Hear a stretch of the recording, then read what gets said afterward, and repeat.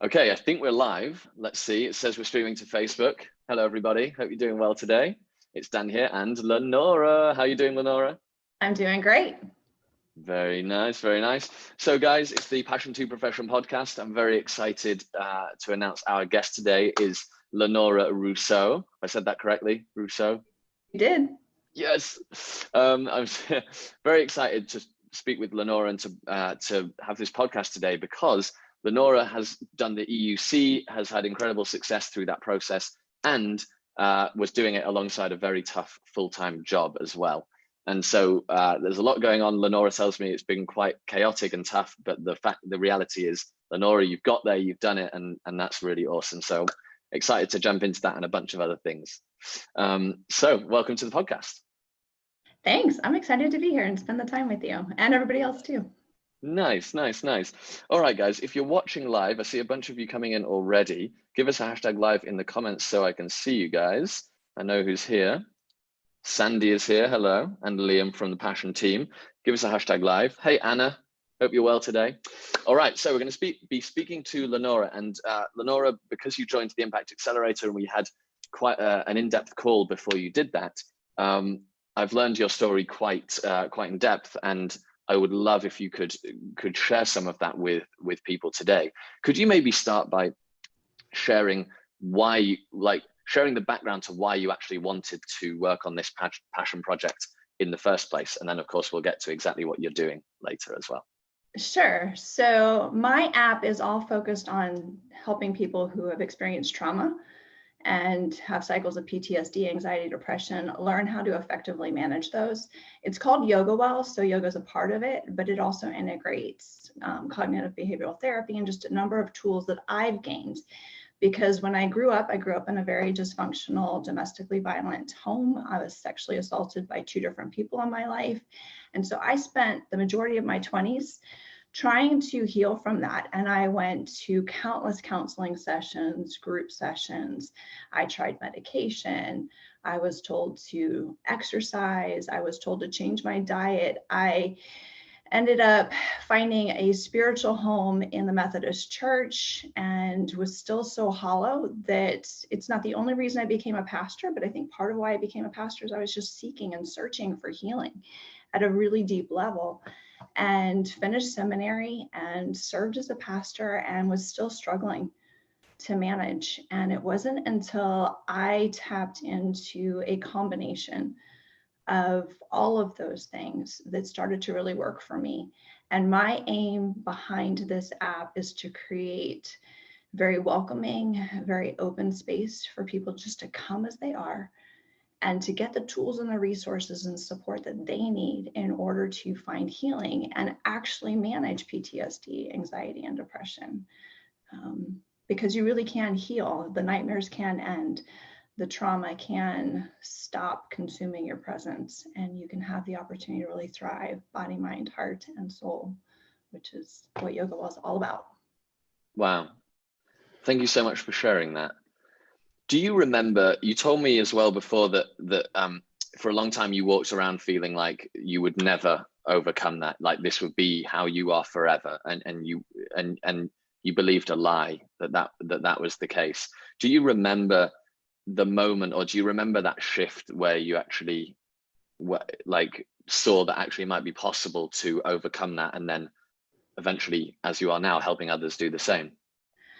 I would love to say there was a point in time. So that lie came actually out of traditional counseling. A lot of talk therapy will tell you, this is going to be with you forever. And while trauma is always part of your story, while the scars are always there, it is a lie that the nightmares have to continue. It is a lie that you will always be triggered to the point that you feel paralyzed. And I think the moment I realized things had shifted was really a moment when I realized I'd forgotten to react the way I normally did. It was more a moment of hindsight. In pastoral ministry, I just ended up being with somebody and was able to talk them through their own trauma. And none of it welled up for me. I didn't have any nightmares later. And I just started to reflect one day in my own journaling, like, I can't remember the last time I had a nightmare. And, it was years. And it literally took me that long to realize that I had forgotten to be scared. I had forgotten to be paralyzed. And I think that's where I started to feel like I've tapped into something that I can share with others because it's working for me. And it can work for others because it's not something that's just me that I made up or as a gift that I stumbled on. It's something anyone can do, anyone can walk into. Wow. What do you think that means about how trauma sits with us, that effectively you say you had forgotten to react how you normally would? What does that tell us about trauma? I think that it tells us that trauma can be experienced and released, that you actually can heal. So one of the reasons I incorporate yoga is that science has found we actually hold trauma in our DNA and in our tissue, especially in the hip area and throughout the torso. It gets embedded in there and it stays with us until we intentionally release it and let it go.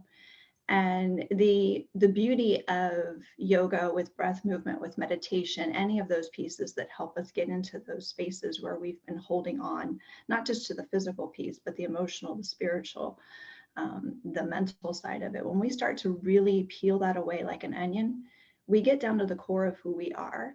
And at the core of who we are, while there might be scars from trauma, it's really not our truest identity. Our truest identity is still that person that we were created to be. And we can still live into that person and connect with that person and grow into that person.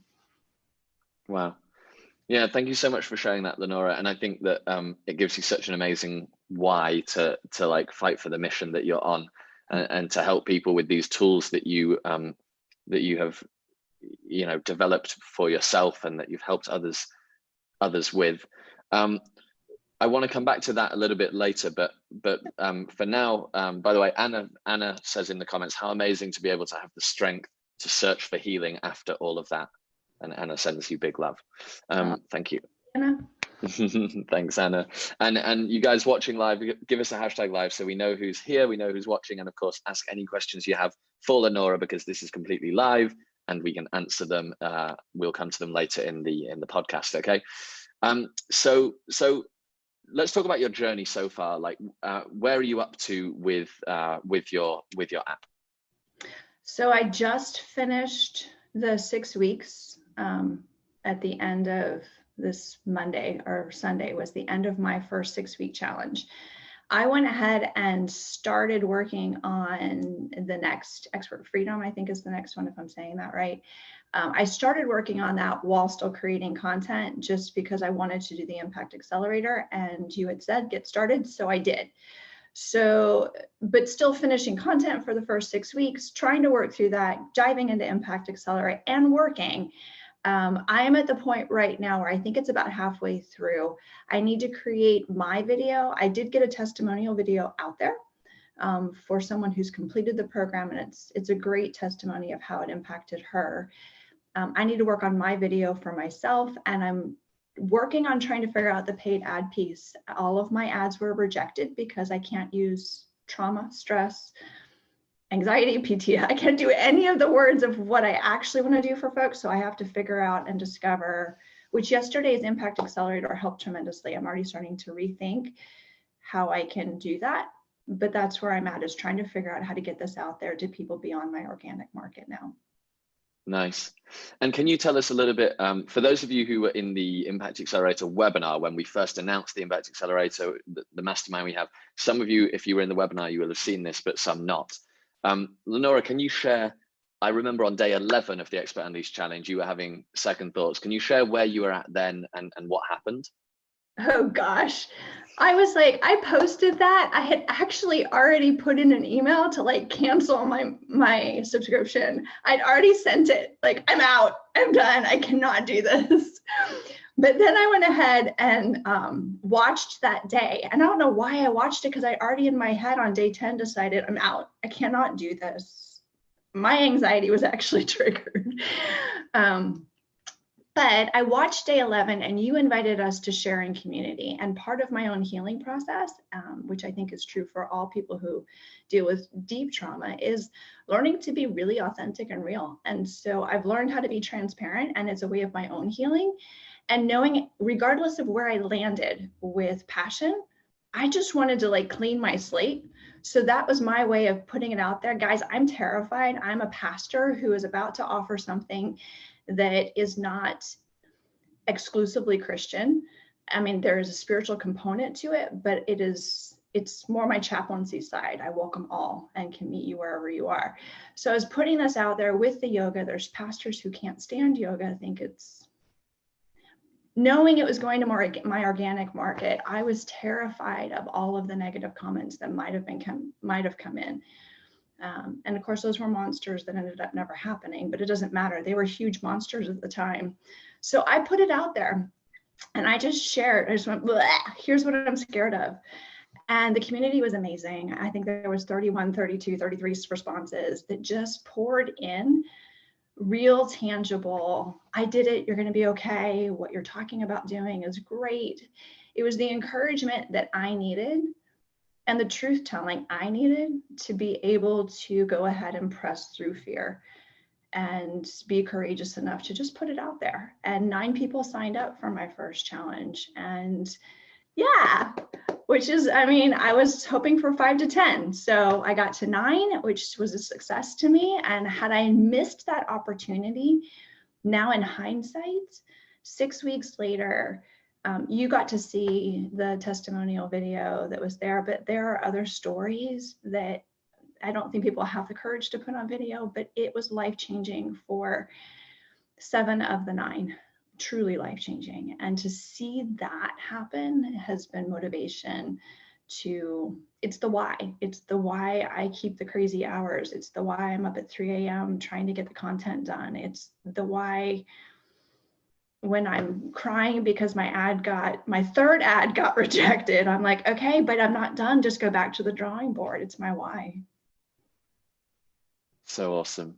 You know, I said in the webinar, and we'll say it again, you know, those 8, 9 people who you've had like a deep impact on, I think like a lot of people aren't able to do that in an entire lifetime. And so the fact that you've done that in such a short period of time and had a really deep impact, that's really, as you said, Lenora, I've seen the video of someone who's been through that process and the impact it's had on them. It's incredibly rewarding, and anyone watching this will know if they've got to that point as well. It's like, it's insanely rewarding. So yeah, huge congrats, like so cool. And I want it to be the thing that drives you to get to 100 and 1,000 and you know, take it to the next level. Yeah, well, right now it is. Nice, that's awesome. Rebecca says, sorry. Oh, sorry, Lenora, no, go ahead. I was going to say, because I need it, because it's still challenging. I mean, the ad's not going through, like I'm having to rethink everything and even rediscover who my market even is, which is different than I thought it was going to be. So the why matters. We all need a why that is bigger than, for me, it has to be bigger than just money, but the money will be nice when it comes. Exactly right. So let's jump into that in a second. Rebecca says, hi, Lenora, so lovely to hear you talking about your journey. I really love what you're doing. It is lovely, thank you. Anna asks if you can share these words that you were talking about that Facebook don't like trauma and PTSD and stuff like that. Anna asks, are there other ways you can do it, like in spoken word or banners, or what were your takeaways from the session yesterday about how you're going to try and change your ads? So my takeaways were, one, somebody said something about the words need to be positive. So I need to focus on the end goal and do a better job naming my client, because so far I've named my client a trauma survivor. And I discovered yesterday, listening to Keith, he had self-sacrificing mom. I've decided that it made me go back yesterday. And honestly, I had to go take a walk outside because I was in tears. After Impact Accelerator, I still had 2 ads that were going to be potentially approved, and they were both rejected. So I just sat there going, good Lord, like, how hard does this have to be? So I took myself on a walk, thought about everything I had experienced in Impact Accelerator, and let what I saw in Keith's ad really resonate. And what I decided is that most of the folks I've been working with are in the medical field in some capacity, occupational therapists, a retired nurse who just retired, just various different capacities of medical industry. And it's not the only ones. I also have a teacher. So people who are on the front line, so to speak, caring for others well-being or investing in others. So I came up with the idea of my target market name being everyday heroes and the way that stress impacts them. But I can talk about all the different kinds of everyday heroes that we have and how caring for others can be a strain. And then weave in my own story, which is what I learned from you yesterday. Tell trauma, to use words like that because it's my story or it's the story of my community. We are people who are serving others and we've experienced these things and here's what we've discovered, and you can join us, and let them find themselves rather than directly naming, are you dealing with PTSD? Yeah, I love that. You know, my brother-in-law, so my sister's husband, is a doctor in the UK, and I don't know if it's the same in the US. Maybe you know if you're serving some of these people, but I was really shocked that in the medical profession, mental health among doctors and nurses is basically not discussed, and it's almost like taboo. And you would think logically that the medical profession would be wiser than anyone, that mental illness and physical illness are just are different but still illnesses, right? You would think that would be the case, but you know, at least in the UK it seems not so, and therefore there is a huge number of doctors, nurses going through a huge amount of stress or anxiety or depression or whatever it is, and they don't really have a good support network to actually discuss that and to deal with it. They don't have any for the most part. I mean, the fact that I'm a chaplain at a hospital, I'm that safe space for them. And I will say, because I work night shifts, I have been bedside with lots of COVID patients, but most of my time since March has been spent supporting the staff in addition. And because when we do, normally chaplains don't wear the same things, but when I do COVID work, I'm in blue scrubs. And being in blue scrubs kind of has put me on this place where it's like I'm one of you, but not one of you, in the sense that I'm some safe space that you can talk to. And they don't have it, and they desperately need it, which is what I'm discovering. That wasn't the market I intended to go for, because rape crisis and other things has been more of my area of working in trauma prior to where I'm at right now. But because of the way life has shifted and the world has shifted, that's who I'm serving right now. And I'm feeling like that's potentially where this app might go, is a place for people who encounter acute stress, who see horrific trauma. While it's not theirs per se, if you are caring for that person, you can't help but be exposed to that trauma and carry it in your own way. And they're not given any support. In fact, it's almost the opposite, where if they mention anything, it's like they feel like their job is in jeopardy. Which is just crazy, huh? Right, like they're putting their lives on the line and their mental emotional health on the line. Yeah. And there's no PPE for that. You can't cover up. You know, you can't put a plastic mask or, you know, whatever on the trauma that we experience and hold inside. And that's a good that line there. There's no PPE for the mental trauma of you know, of working in that profession is a really good way of putting it. I should write it down. That should write it down. It's recorded, Lenora. Don't worry. We're gonna you can watch it back. Yeah. So people in the comments are loving this. Rebecca said, "Everyday hero sounds great. It's so topical at the moment." That is totally true. Anna said in capital letters, so I'm going to shout it. "Can't wait to see your ad." Yeah. Liam from the team at Passion says, "I really like Everyday Heroes. It's such a great angle, and an angle that is coming from the heart." Yeah, great tagline. Mansi says, "Great service. What amazing work you do." Yeah. Aww. Yeah. Thanks for sharing this, Lenora. I appreciate. That's why I love this community. You know, it's just so uplifting and affirming, and wish the whole world could be this way. You know. Yeah. Let's talk about that, because when we spoke and we were talking about community and like, tell me, like, what were your takeaways, you know, after this experience you had with the community? What were your takeaways about, like, how that contributed to your journey, or like how community can play a role in people improving, or people, you know, progressing, getting where they want to go?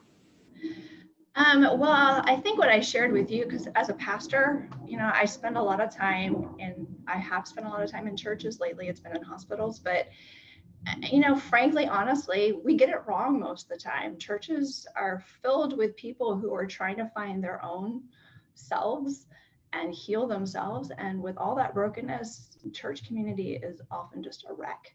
And what I enjoyed about this community is that to me, it was the best of community.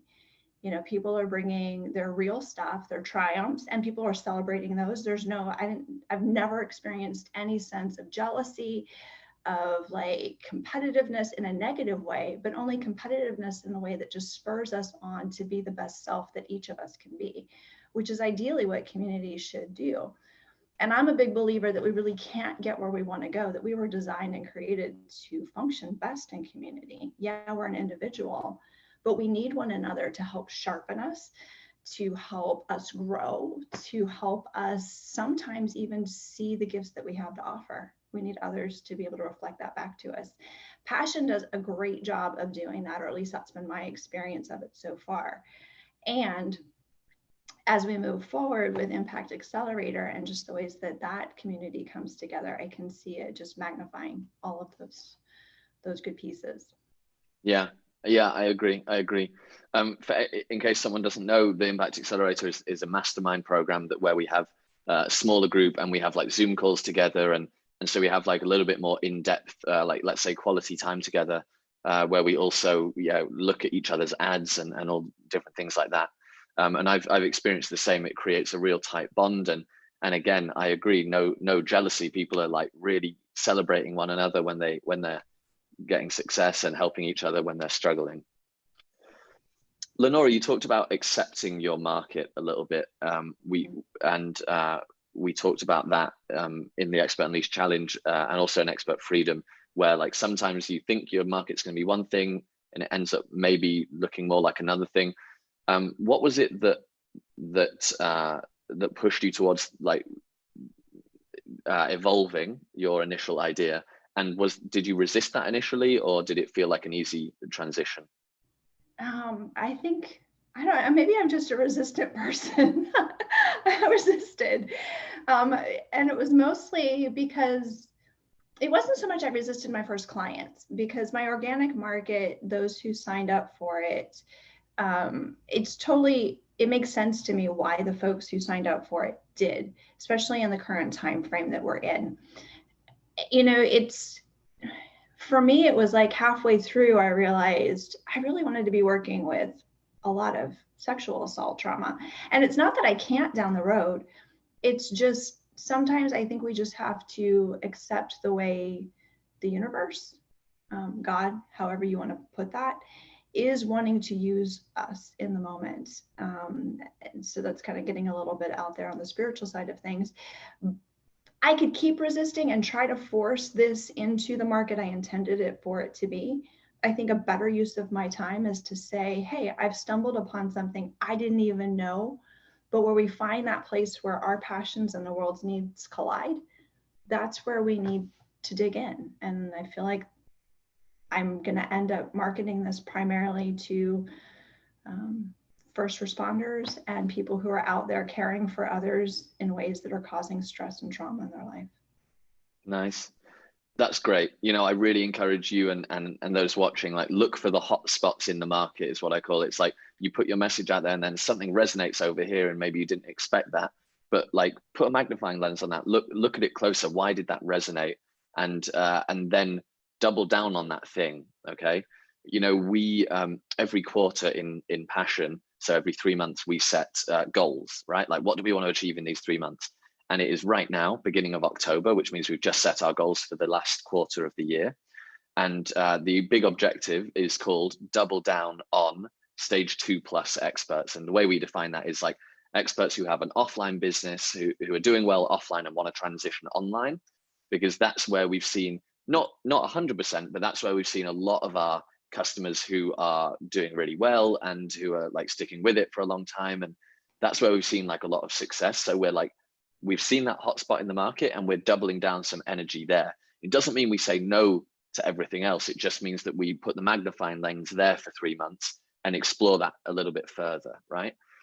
And that's really what I recommend for you guys to do. And so, as you said, Lenora, it doesn't mean that you're never going to be helping survivors of sexual assault and other things. It just means that, okay, you've seen a hotspot, you're going to just put the magnifying lens there for a little while, and follow the demand, follow, you know, where the universe or God essentially wants you to go, right? Mm-hmm. Nice. I've got 2 more questions for you. If you're in the chat right now, hello, Christopher, how are you doing? If you're in the chat right now, please do let us know your questions, because I'll tag them on the end as well if you have questions to add. But I have 2 more questions for you, Lenora, which is, it might be 3, but we'll see. It could be 10, I'm good. Thank you, thank you. I'm interested to know, if you zoom out a year from now, where do you want to take this? What's your goal? Where do you want to be in 12 months? Great question. So we're a military family. My husband's a military chaplain, and we're going to be heading to Japan at the beginning of 2022. So my objective by the fall of next year is to be transitioning out of chaplaincy work in a hospital to begin preparing for that move. And I want this to be so robust that it's not only replacing that income, but also providing, because I do have some team members who work with me on an independent contractor basis, to be able to, you know, increase their income. So at least 100K would be my hope. That's my hope, at least that. Awesome, nice. Thank you for sharing that. And then we started this whole thing by talking about the fact that you have a very tough job, right? Especially now, in these current times. How have you managed? And let's talk about both the time management, like trying to actually fit everything in, but also like emotionally, you have a very tough job. How have you managed to fit everything in? So let's talk time first. I had said earlier when we were chit-chatting before this started, the way it was presented was like I had maybe some kind of like secret for time management. And it's really me running like a chicken without a head most of the time. I think I've fit it in because I just wanted to get it done. And so when I was awake and I didn't have to be doing something else, I was doing this. And I kept coming back to it and kept coming back to it. And I had several frustrations. I'm not a tech person. So there was more than one time that something I watched you do that should have taken 5 minutes literally would take me 2 days of every ounce of extra time I have. I'm awful at technology, and then I'd finally get it and then be like, okay, triumph. Okay, we can move on. There's been a steep technology learning curve for me. And so there's felt like a lot of time wasted, but I've tried to just let it go and not see it as so much as time wasted as time invested in learning. You know, we pay to go to college, we pay to do all these other things. You can't learn how to do something any other way than learning how to do something. And you have to meet yourself where you are, and you just have to press forward. So I did have to push back the start date of my 6-week challenge. Instead of being in 30 days, I started in 45 or so, because it just was what I could do. And I knew I was using every ounce that I had, but I also was just really intentional about not being idle. So if I had time at work for 30 minutes, they make us take a lunch break. It's ridiculous, but they make us. So I would use the 30 minutes. I used to just go around and do extra work, but I said, no, I'm going to use that 30 minutes for passion. So I would get something done, whether it was a piece of content or just something, watching your video, whatever it was. And so using the time that you have and keeping the why in front of you. I mean, yeah, it gets frustrating. And so you got to know why you're doing it. In terms of the emotional piece of how I've managed to hold space for those, not just dealing with COVID, but that's been a huge piece for us. I live in San Antonio. We were the 4th largest COVID city at one time. We had to bring in the trucks and everything else for the number who were passing. It was awful. To say awful is not even touching upon how horrific it was some nights. And it's such a vicious, vicious virus that's so unpredictable. And so the amount of death I have seen in the last year is probably more than most pastors will see in a whole lifetime. Same for the nursing and doctor staff. I And it just is. It's the reality of what we're dealing with. For me, building this app over the last 6 weeks, the content of it was what I needed. You know, we teach others, but when we teach, we have to embody it, and it hits us in a new way. And I needed it as much as the people I was serving needed it. Having to create the content, knowing people paid for the content. When I felt weary, it's like, no, I've got to press on. I have to get this next piece out. And inevitably getting that next piece out was something I needed. It's a place I needed to come back to mentally, emotionally, spiritually, inviting people to let things go on their mat. I mean, I was right there with them. I mean, I wasn't talking about what I was letting go, but I was in it. And I think if you are going to build an app around something you're passionate about, it needs to fuel you in addition to your clients. And if it doesn't fuel your own heart space, your own ability to thrive, then it's going to constantly be a struggle.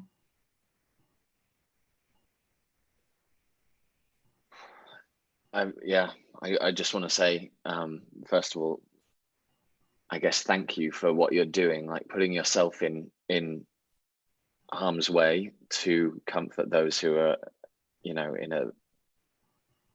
in a dreadful situation and scared, and